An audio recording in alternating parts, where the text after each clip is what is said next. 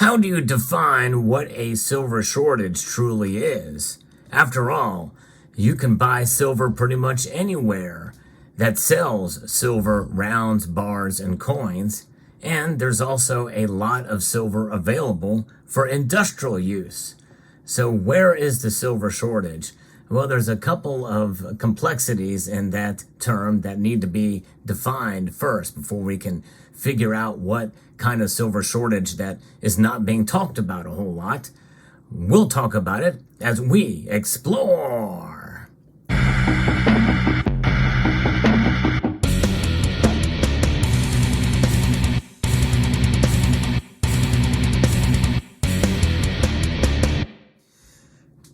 There's a lot of silver around, but there's a lot of silver needed as well, too. And I guess that's the supply and demand fundamentals that should drive the price. It really hasn't done a whole lot of that recently. But there is a silver shortage that not a lot of people are talking about. But it's been made aware to me, and I've seen it around a little bit, but not a whole lot, not as much as I think it should be talked about. I'm going to be referencing an article that was just shared with me by Rocky Superstar, a fresh new article about the kind of silver supply that should worry many in industry and maybe even in the bullion space. And it should lead prices up, because even if this doesn't necessarily affect the supply too much, this is something that should be talked about. And this is coming out of Mexico, which is the top silver producer. We're talking about huge silver mines in this area. Labor disputes at Fortuna Silver, Fresnillo, and Newmont's mines in Mexico affected the results from May through June, with the latter remaining concern as operations are still suspended, especially we're seeing great demand in some of these other areas that I'll talk about here in a moment. This is big news from BN Americas. On June the 7th, workers at Newmont's Mexican subsidiary Minera Pajasquito decided to go on strike, alleging that the company had committed several violations of the collective agreement and had failed to make requirement payments. The Pajasquito mine in Zacatecas State was Mexico's top gold producer in 2022, with an output of 566,000 ounces, according to mining chamber Caminex. Newmont is the world's largest gold producer. Newmont reported that attributable gold production dipped 17% year on year to 1.2 million ounces in the second quarter of 23, primarily due to lower production in Penasquito, Cara Negro in Argentina, Marina in Suriname, and in Boddington in Australia. Consolidated operating cash flow from continuing operations decreased 36% from the year prior. So due to suspension of operation in Penasquito, the company has withdrawn its full year 2023 guidance for the mine. The company cannot estimate when the strike will be resolved and will reassess Penasquito's guidance for all of 2023 once a resolution is reached. As a result, investors are cautioned not to rely on the guidance estimates that have been published already. In July, the company warned that this mine has potentially bright future in the country, in a situation affecting the sustainability of its operations and forcing to rethink its activities and future investments. Last month, Caminex reported that the strike at Penasquito will have a significant impact on national mining production, as it is one of the largest mining companies in the country. If the suspension of the mine is prolonged, it would impact already weak national mining production figures, not only for the second quarter, but for the whole of 2023, as Mexico's mining output fell 0.2% year on year in May in real terms, its third straight drop this year, according to the Statistics Agency. So Fresnillo is the world's leading silver producer and one of Mexico's largest gold producers. Reported quarterly attributable gold production of 152,400 ounces, down 41% year on year, mainly due to lower volume of ore processed in Hereda as a result of a temporary suspension of operations following an illegal stoppage. On May 15th, the company reported that the protest had ended. It began on April 21st and prevented other workers from accessing the site. So in the first half of Mexican Fresnillo reported gross profits of $283 million, which is down 22% year on year. And so it's having an effect there. Higher silver and gold production combined with stronger precious metal prices also saw a rise in revenue for that period. And they're fully staffed now, at least that's for Fresnillo. Fortuna Silver and gold producer San Jose had dropped more than 30% year on year, impacted by a 2-week shutdown in operation due to a blockade of the workers. So all these things, it doesn't really say how much is affected here of what could be, but when we're thinking about what the dips in production there, on the grand scheme of things of the overall production of world production of silver mining, because they kind of combine some of this stuff with the gold as well too, it's really not known. But if this continues, it's going to have an impact.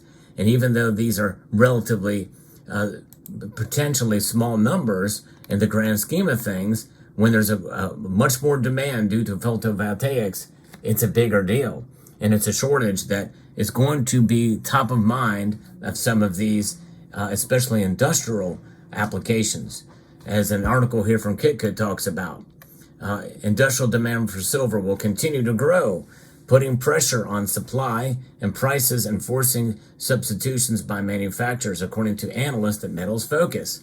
Over the past decade, industrial silver consumption has grown steadily, raising its share of total demand to around 50%, chiefly through help from the vigorous developments of electronic and electrical related applications. The analyst wrote in the latest Precious Metals Weekly report. These highs are also driven by the rapid growth of green energy applications such as photovoltaics and electric vehicles. This growth in turn helps explain why in the foreseeable future the silver market is likely to face a persistent structural deficit.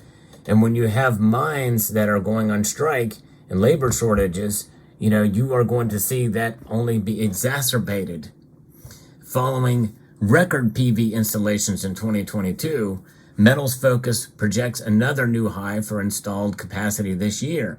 Indeed, a lot of this stuff is being subsidized and actually even required by the government. And so therefore, it is somewhat inflation-proof, at least to some extent, because if it's going to be instituted and paid for by the government, it kind of doesn't matter what the economy does or what the recessions do. In fact, they'll try to use that as a way to say, hey, we are contributing to employment by mandating these things put in, these systems to be put in. So we'll see here. So in a recent survey published by Metals Focus, the baseline in photovoltaic demand in 2023 was production capacity of 393 gigawatts and installed capacity of 338 gigawatts, which is roughly in line with the adjusted figures of these institutes. But the dramatic increases in others forecast through 2025 and 26 mean that an additional 900 tons and 1,500 tons of demand may be added in 2025 and 26 respectively if silver replacement does not occur. Silver paste is the second largest cost component of PV manufacturers after silicon wafers, representing up to 9% of the total cost of PERC cells. And we know, you've heard me talk about how that technology is rapidly advancing, which is going to require more silver per cell. So it's pretty amazing to see how this is playing out and how the demand is going to keep rising amidst this shortage of labor and strikes happening in Mexico, the top silver producing country. Something to watch out for. Very interesting indeed. And again, it's not really known as the actual impact yet of this shortage, because again, they talk about a mixture in that particular piece of gold and silver as to what's affected. But the thing is we don't really know what the perceived could be mined if everybody was at full force and working again. Fresnillo looks like they've settled it, but in other areas, maybe not so much right now. It's a type of shortage that nobody's talking about now with the mining, with the strikes at the mines. But soon it will be discussed, and I think it will be talked about even more once numbers really start to come out and we start to see the shortage really continue to come to play here. But the bottom line is, folks, is that the less mining that occurs, whether through a dispute or through just lack of labor or other reasons, or lack of good ores, and there's a greater demand happening, there's going to be shortage of silver for those industries. And sooner or later, that silver is going to come from someplace else. Will it come from bars, coins, and rounds? Likely. But I tell you, more companies can profit from silver selling it to us than they can to these industries. So I think that the bullion market is not going to be affected for quite a while through this shortage. They'll just, the price of silver may just go up, which means that you'll pay more for your bullion, and likely many of you will happily do so. I'm of the mindset that through something like this, I just take a back seat and maybe not buy for a while.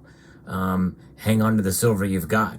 But, you have to weigh that decision of yourself. There is a top number where I'm not going to be buying anymore. I just posted a poll recently in my community tab about what you do about buying if silver reached $50 an ounce. So, but maybe you can post in the comment section down below where your number is, where you're not going to buy any more silver. I'd be very curious to see what your thoughts are on that. But otherwise, I want to thank you all for being here. And by the way, if you are a new subscriber to the channel, if you could post in the comment section down below that you're new here so I can properly thank you, it'd be muchly appreciated. Speaking of appreciation, I want to extend a multitude of gratitude to each and every one of you for taking the time to watch this video. And I want to encourage you to please rate, share, comment, and subscribe.